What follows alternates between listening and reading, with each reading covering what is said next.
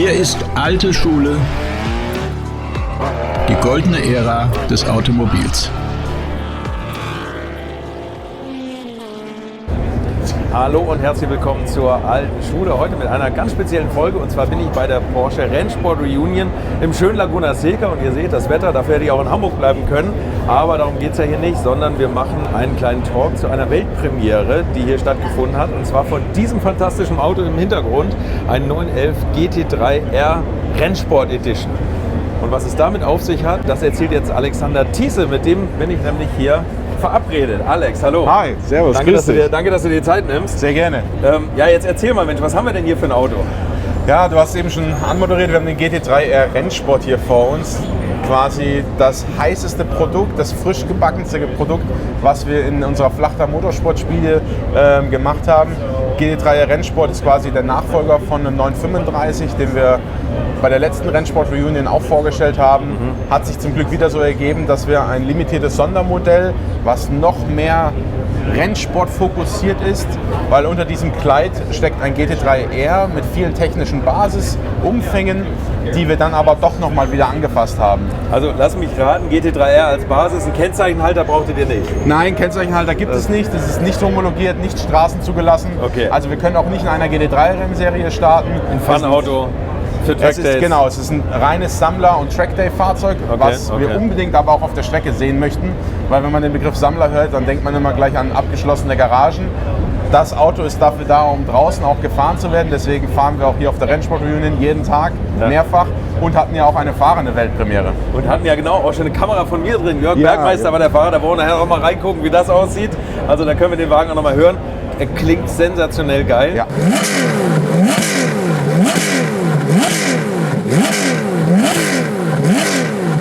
Erzähl mal so ein bisschen was über die technischen Daten. Was ist denn da für ein Motor drin? Und, Genau. Basismotor ist vom GT3R Generation 992.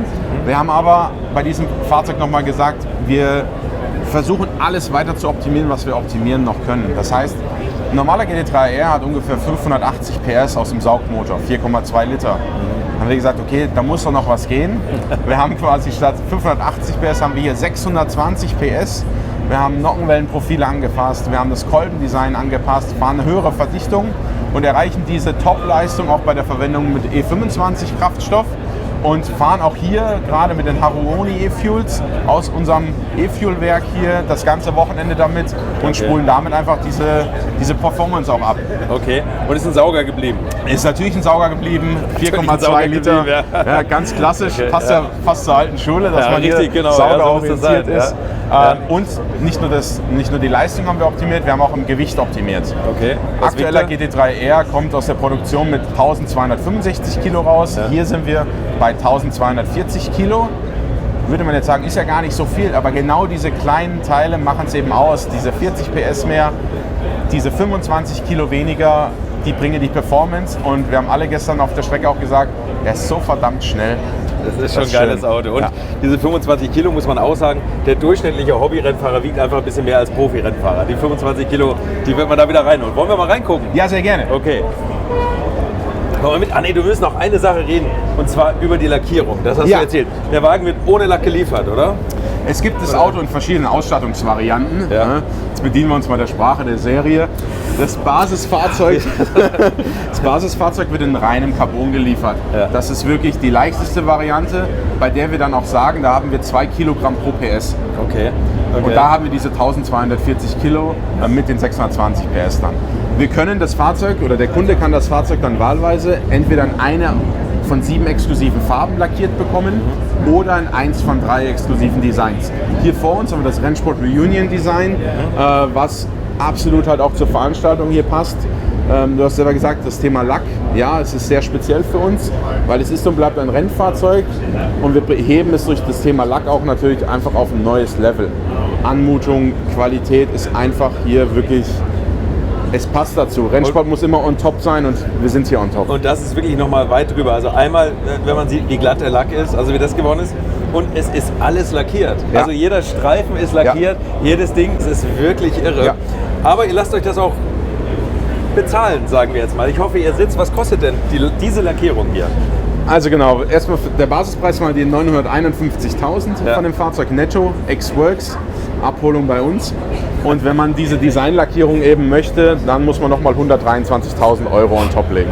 Das ist kurz sitzen, 123.000 Euro für Lack, aber ich finde, es ist wert. Rot, Weiß, Blau, da kann man nichts falsch machen, oder? Das ist eine Farbe, die dem Wagen gut steht. Was kostet der normale Lack? Sternrubin zum Beispiel? Sternrubin würde 77.000 Euro kosten. Und das finde ich fair. Da muss man sagen, das ist ein fairer Preis. Komm, wir gehen mal rum. Ja, gerne. Was man nicht bekommt, sind Außenspiegel, aber das gefällt mir gut. Ihr habt hier Kameras drin und das ist wirklich sensationell, wenn man da mal reingeht. Darf ich aufmachen? Ja, sehr gerne. Einfach ist zum Anfassen da das Fahrzeug. Nicht, dass ich was abkratze. Das ist übrigens auch, das ist mir gleich aufgefallen. Ich habe gestern schon mal in der Startaufstellung gestanden. Die Türen wiegen wie viel? Oh, mit Lack kann ich es dir gar nicht genau sagen. Aber das ist wirklich, ist komplett Carbon alles. Voll Carbon. Die wiegen gar nichts, aber ihr habt einen ganz satten Türsound hinbekommen. Das klingt wirklich, das ist, wir Mercedes-Fahrer, Mensch, da ist doch hier, da muss man noch mal sagen, herrlich. Also, da stimmt doch jede Passung bei euch hier. Warum haben wir die Tür auch so leicht bekommen? Ja. Weil wir natürlich über den Überrollkäfig und hier den Seitenaufprallschutz, weil wir sind ja mit dem Fahrzeug, vorhin gesagt, wir sind ja außerhalb der Regulatorien, wir sind nicht homologiert, aber beim Thema Sicherheit sind wir auf dem Top-Level der FIA-Vorgaben. Okay. Deswegen haben wir den Überrollkäfig und auch den Seitenaufprallschutz und brauchen quasi in der Tür im Vergleich zu einem Serienauto nicht diese Crash-Maßnahmen machen. Und deswegen ist die Tür auch so leicht. Sensationell. Also immer Function follows Form, in dem Fall. Ja. Das ist super. Hier ist das Crash-Element. Genau, das ist ein Käfig drin. Okay, alles klar. Das bei Side-Impact-Sachen, also Seitenaufprallen oder ähnlichem, was ja auch mal auf der Rennstrecke passieren kann, sind wir einfach intensiv abgeschützt damit. Und ja, genau, digitale Außenspiegel, einfach so ein kleines Gimmick nochmal mit einbringen, auch wieder die Technologie in das Fahrzeug mit reinbringen. Wir haben nicht nur das mechanische Innovative mit auch unserer Abgasanlage, die haben wir noch gar nicht erwähnt. Ja, da kommen wir gerne drauf. Und sonst im Interieur sind wir halt auf Basis GT3R mit unterwegs gewesen. Haben hier nebenbei noch eine Ambientebeleuchtung mit reingepackt. Klingt jetzt fast nach Spielerei, aber wir wollen die Technik zeigen im Auto. Man findet so viele Details im Auto, die einfach immer weiter das Interesse stärken. Und ehrlich gesagt finde ich ja, wenn man nicht homologiert ist und auf so ganz viele Details nicht achten muss, dann finde ich, kann man da auch was für einen Sammler machen, oder? Also ich finde das schon, sonst hätten wir auch den kleinen Flügel nicht machen können. Da kommen wir auch gleich noch drauf. Eben habe ich schon Grant Larson hier stehen sehen, der hat das Auto designt, da steht er. So, sag mal, was ist das hier im Dach? Da kann man rausspringen, wenn es Probleme gibt? Genau, es ist eine Rettungsluke. Das heißt, wenn der Fahrer verunfallt sein sollte und die Seitenstruktur ist zum Beispiel so beschädigt, dass man die Tür nicht aufbekommt, dann öffnet man diese Luke und kann den Fahrer dann ganz ergonomisch sinnvoll aus dem Fahrzeug bergen. Okay. Das ist wieder Teil der Sicherheitseinrichtung, die wir in dem Fahrzeug haben. Er hat auch eine Feuerlöschanlage etc. Okay, also hier ist jetzt alles, sagst du mal, Serie GT3R. Genau. Dann reden wir noch mal ein bisschen über die Äußerlichkeiten. Dann kommen wir noch mal zu dem dezenten Flügel hier hin. Wie lange habt ihr eigentlich gebraucht für das ganze Projekt? Jetzt muss ich, gut, initial gab es mal Projektentscheidungen, die sind natürlich immer viel früher, aber wir haben mit dem Projekt angefangen vor 10 Monaten. Vor 10 Monaten? Ja, vor 10 Monaten. Ja. Vor 10 Monaten haben wir angefangen damit. Und dann ging es wirklich Schlag auf Schlag. Schlanke Projektmeetings, schlanke Projektstruktur. Mit wie vielen Leuten habt ihr das gemacht?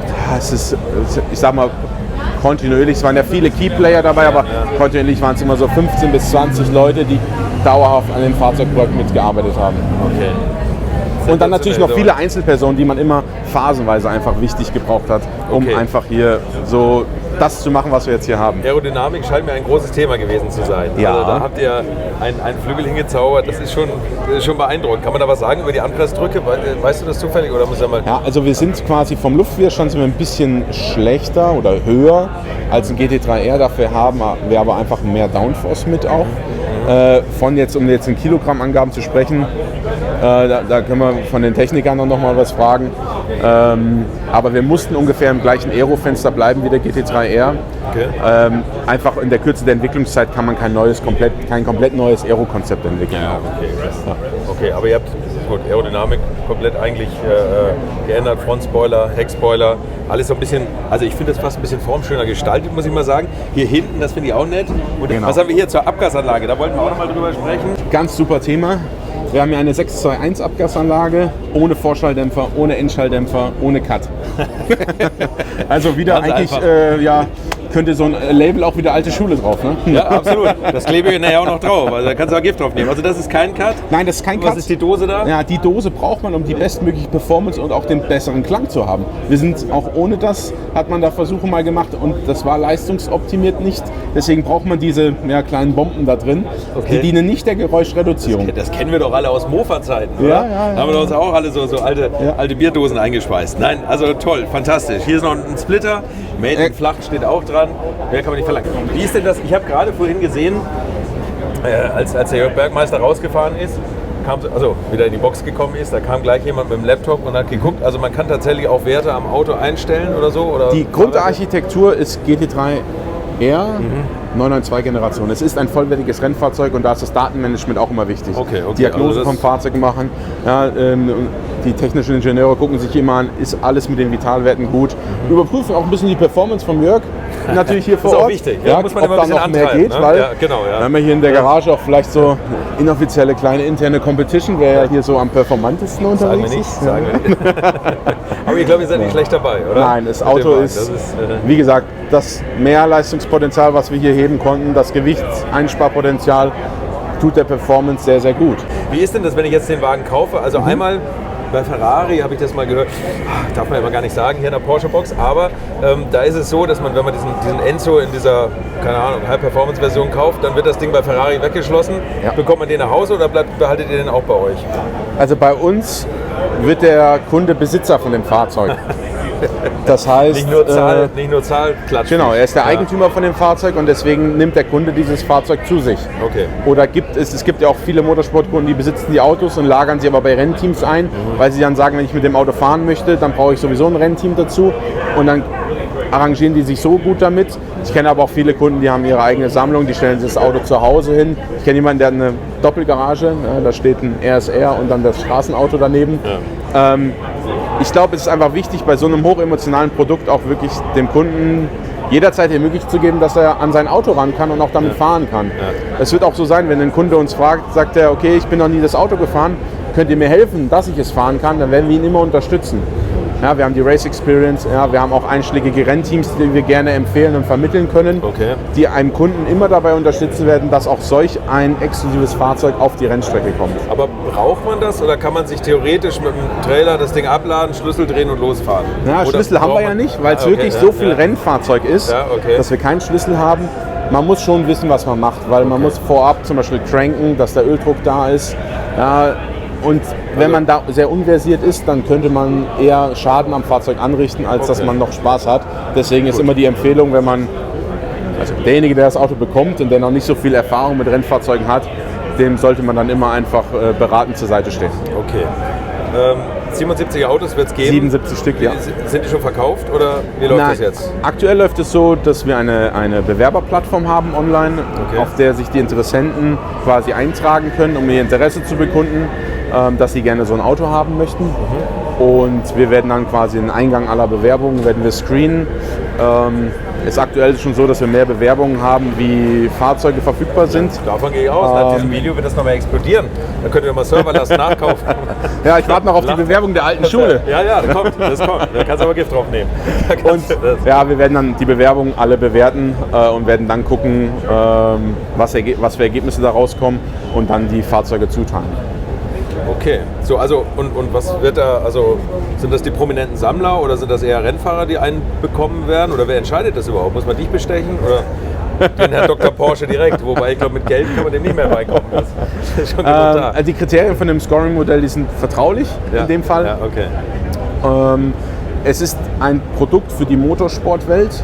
Deswegen wird es bestimmt nicht von Nachteil sein, wenn ich ein Kunde bin, der vielleicht schon mit Motorsport in Berührung bin, wenn ich mit Porsche vielleicht auch schon im Motorsport aktiv bin, dann könnte das möglicherweise schon in dem einen oder anderen Kriterien auch eine Rolle spielen. Aber uns geht es einfach auch darum, dass der Kunde weiß, worauf er sich da einlässt, weil es ist ein Rennauto, es ist ein einsitziges Rennauto, nur für den Track Day gedacht, in der Handhabung, in der Fahrweise. Nicht das Einfachste, weil es ein Rennsportprodukt ist. Ich muss wissen, wie ich mit der Aero umgehe. Deswegen kann man das Produkt auch gar nicht einfach jedem geben. Und deswegen gucken wir auch einfach, wer bewirbt sich, wer hat Interesse an dem Produkt. Ist ein super sensibles Thema, weil viele zeigen auch hier die Reaktion, das ist genau das Produkt, was sie gerne haben möchten. Für uns als Projektteam natürlich klasse zu sehen, dass wir sowas erstens noch machen können, dürfen und dass auch bei unserer Kundenwelt da draußen solche Reaktionen kommen, weil Klar. das ist genauso schön, wie wenn wir das Auto jetzt gerade fahren sehen. Ja, das ist wirklich faszinierend. Nee, tolles Auto. Auf eins kannst du Gift nehmen, dass ich mich da jetzt bewerben werde. Ich habe mir nämlich mal überlegt, ich habe ungefähr 250.000 Podcast-Hörer im Monat. Ja. Wenn jeder 4 Euro gibt, hätten wir die Kohle zusammen und jeder dürfte mal fahren natürlich bei mir. Dann weißt du, dann haben wir nicht nur 77 Autos, sondern 250.076, die das Ding bewegen dürfen. Und ich glaube, das machen wir jetzt. Also ich werde mich auf jeden Fall bewerben. Cool, Wie sehr ist die schön, freut Seite? mich. Wir blenden das auch nochmal ein oder vielleicht doch nicht. Ich weiß nicht, ist es eine geheime Seite? Oder Nein, kann man nein, es ist- kann man sie auch googeln? Ja, genau. Also sie steht in der Pressemitteilung drin, sie steht auf unserem Ja, okay. Motorsport-Hub mit drin. Okay. Ich kann dir auch gleich den QR-Code einfach geben, den kannst du abscannen. Ehrlich, genau. Dann kannst du dich dann kann man direkt gleich per anmelden. PayPal zahlen oder schon mal anzahlen? Nein, es ist ja achso. eine Ja, ach Bewerbungsplattform. Mensch, ihr nehmt das aber auch genau immer alles. Ja, wir sind da bestmöglich. Machen wir wieder zu, oder? Nicht, Genau. dass da noch jemand... So, Genau, Schnellverschlüsse auch wieder Motorsport-Übernahme vom GT3R. Alex, ein sensationelles Auto. Alex, hat viel Spaß gemacht, mit dir Ja, zu reden. vielen Ich wünsche Dank. euch viel Erfolg. Hoffentlich verkauft ihr die Buden. Das wird wahrscheinlich nicht das große Problem sein. Dass ich Dilettant an der Kamera bin, merkt ihr spätestens daran, dass das Licht von hinten jetzt kommt. Mein Kameramann schüttelt den Kopf und rollt die Augen. Aber es hat sich gelohnt. Ja, auf jeden das Fall. Ist toll, darüber zu reden. Viel Spaß, viel Erfolg damit und ich freue mich Danke. auf die letzten Touren hier, das Auto nochmal fahren zu sehen, in Profi-Hand. Ja, heute Nachmittag ist er wieder klar. von der Kette gelassen.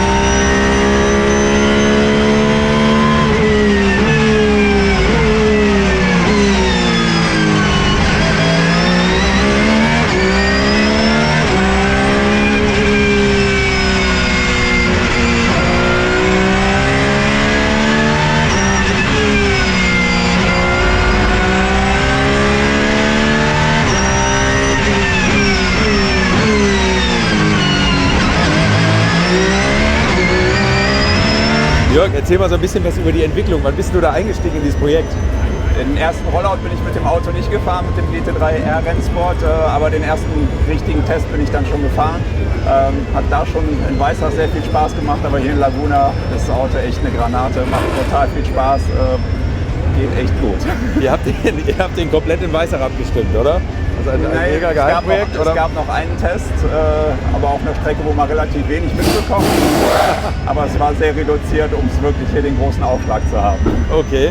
Was war denn so, also ich meine, der basiert ja auf dem GTR oder GT3R. GT3R, genau.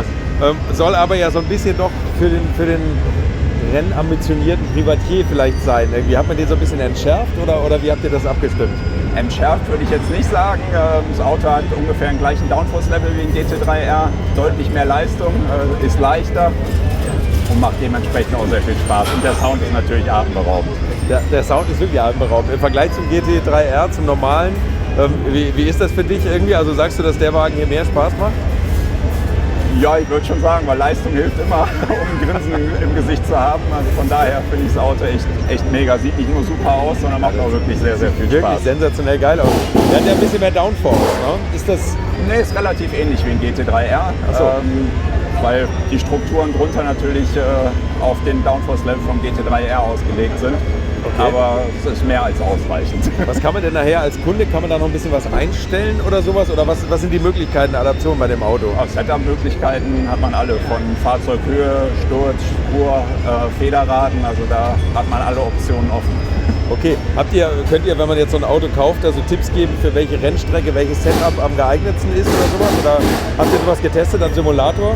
Ja, Setup-Empfehlungen haben wir natürlich vom GT3R schon. Da haben wir ja sehr viel Erfahrung auf allen Rennstrecken dieser Welt und die kann man dann auf das Auto transferieren. Plant ihr hier mit irgendwelche Rekordrunden auf der Nordschleife? Ich würde sehr gerne, aber bisher konnte ich noch niemanden überzeugen. Wen muss man denn da fragen? Vielleicht können wir mal eine kleine Unterschriftenaktion starten oder so. Vielleicht den Detlef von Platen. Ja, okay, alles klar. Ich will mich mal drum kümmern. Ja, gut. Sehr gerne. Okay, mit diesen Spiegeln, ne? Ja, was digital ist. Ist das ungewohnt für dich oder ist das, sagst du, ein Riesenvorteil? Die digitalen Spiegel muss man sich natürlich ein bisschen dran gewöhnen, aber es funktioniert echt gut und designmäßig, denke ich, sieht es auch sehr cool aus. Einsteigen, Spaß haben. Absolut. Das ist das Auto. Alles klar, Jörg. Vielen Dank. Danke dir.